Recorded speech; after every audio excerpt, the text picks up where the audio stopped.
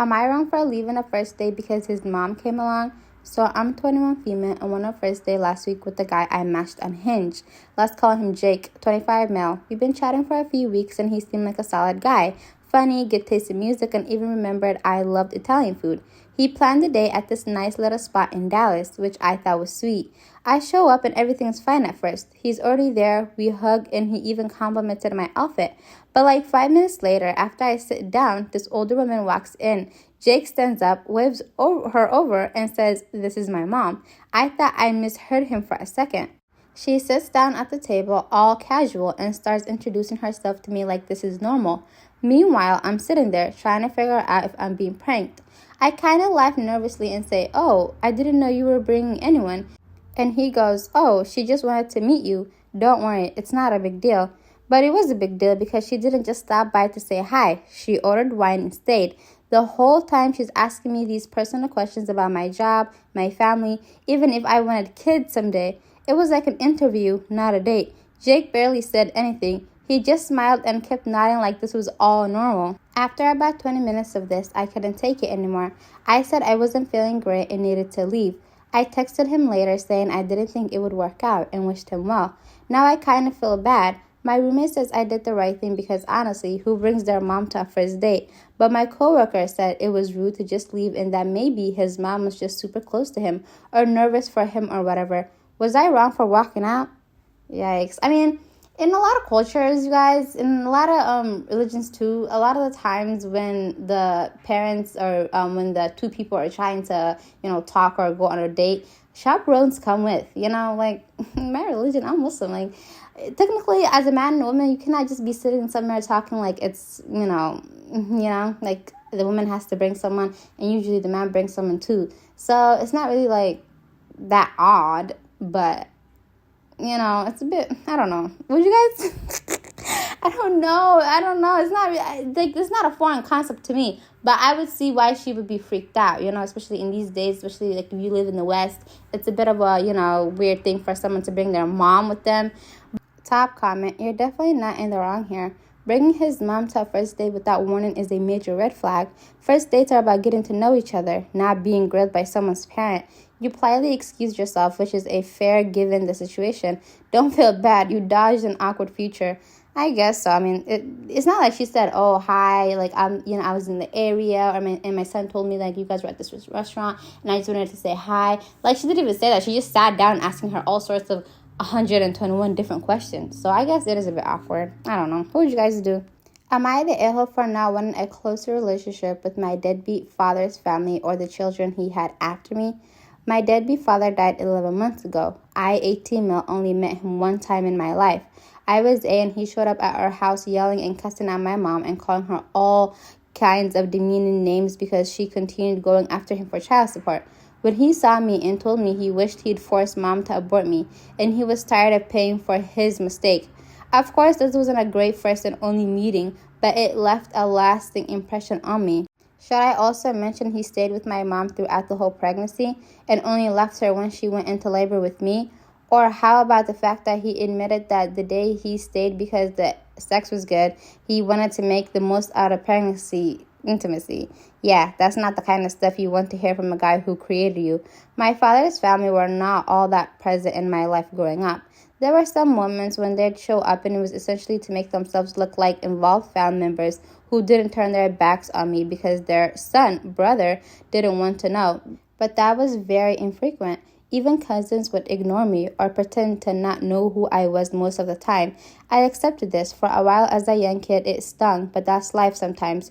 We don't always get a good deal out of biological people. So, this wonderful guy is dead now. Got notified by his older sister and his father in the days after. Apparently, he had gotten married to someone and he had 2 or maybe 3 kids with her. I'm not sure on the number of kids. All I know is they're under 6 years old per my deadbeat's mother. I don't know what happened to their mother, but now my grandparents have custody of their grandchildren, and they're not making more of an effort to be in contact with me. And they wanted me to improve my relationship with my family and meet the kids and form a sibling relationship with them. They have invited me to 2 birthday parties, a family BBQ, 7 family dinners, and a bunch of other things since his death.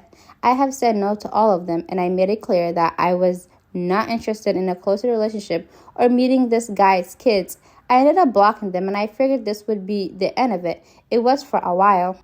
Then in September, I got a text from a random number and pieced together that it was from one of his parents, and it was inviting me to celebrate the birthday of one of the kids. I ignored it, but got another text and said no and blocked that number. A lot of random numbers started texting, so I changed my number. And then the oldest brother of my deadbeat showed up at mine and mom's house and told me I owed it to the kids to get over myself and be the big brother that could turn their life around. He said they know about me and it will hurt them now if I refuse to form a relationship, and it's hurting the whole family that I'm rejecting them. Mom made him leave, but I guess what he said has bothered me on multiple levels. Am I the a-hole? In what world is he the a-hole? Like, this is not children of a father who was involved with his life, who was a good dad to him.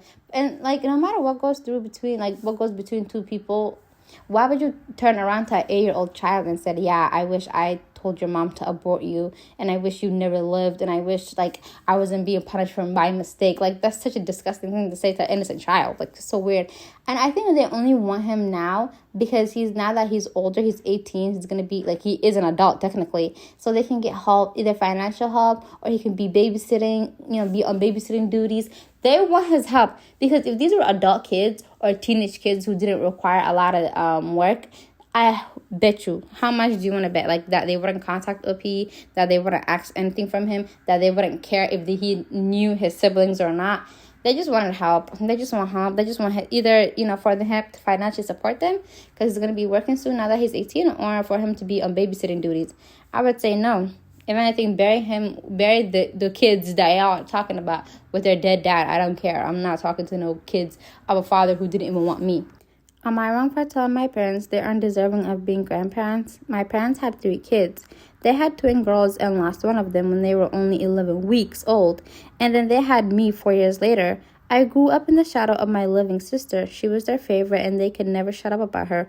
While they were heavily critical of me, and especially if I asked for some attention, they could be cruel with their words, but it was mostly neglectful and extreme favoritism. Mom's side of the family were the same. They saw my sister as a gift from God and a treasure, while I was nothing, I guess. I grew up hearing about how beautiful and stunning my sister was, how intelligent she was, how proud everyone was of her, how talented she was. It was excessive, and it didn't go unnoticed by others. But there was nobody close to me to speak up on my behalf. I got lost in the sea of compliments for my sister. There were times we would gather as extended family and nobody would pay any attention to me, and this goes back when I was very young.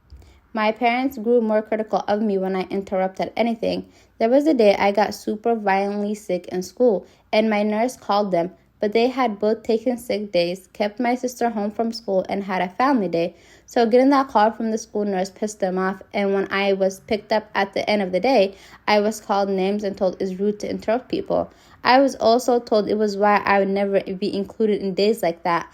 Another time, I needed help with homework, but my mom was cuddled with my sister on the couch, and she told me I could see she was busy and to go away. Another example is when they'd say my sister was pretty, there were times I'd ask if I was too. That pissed them off. Oh my God, some people are so evil. Who treats a child like this? What the hell? When I turned 18, they told me I needed to leave, and I left. It was my birthday, and everything I had prepared for a little, I knew I needed to get out. We had no contact for many years. But now my sister is able to have children, and I'm expecting, which my parents learned from a nosy neighbor who is no longer on my socials, and now they're reaching out to be grandparents to my baby. Instead of fighting, I told them they aren't deserving of being grandparents and they will not be in our lives. They didn't like that clearly and said I shouldn't punish everyone for the past. I think it's protecting my child, but I know grandparents are a big debate, and with my parents showing interest, I had to ask, Am I the a-hole here? If your parents didn't want you, treated you an innocent child who didn't do anything to them, that was literally their child, that terribly, what makes you think that they're going to be any good to your own child? Like, if they didn't want their child, why would they be wanting their grand? And now, think about it. If the sister was able to have children and she was able to, have kids of her own, would they reach out to you? No. Would they be interested in your child? No. Your child would be as unwanted as you were. So I would say protect your peace, protect your baby, and just leave these people alone, because I never really understood how cruel and evil people can be, to be so cruel and evil to a poor innocent child. Like a random child, yeah, you may say, oh, this is not my kid, I don't care. But how do you do that to your own flesh and blood? Oh my God, some people are so sadistic.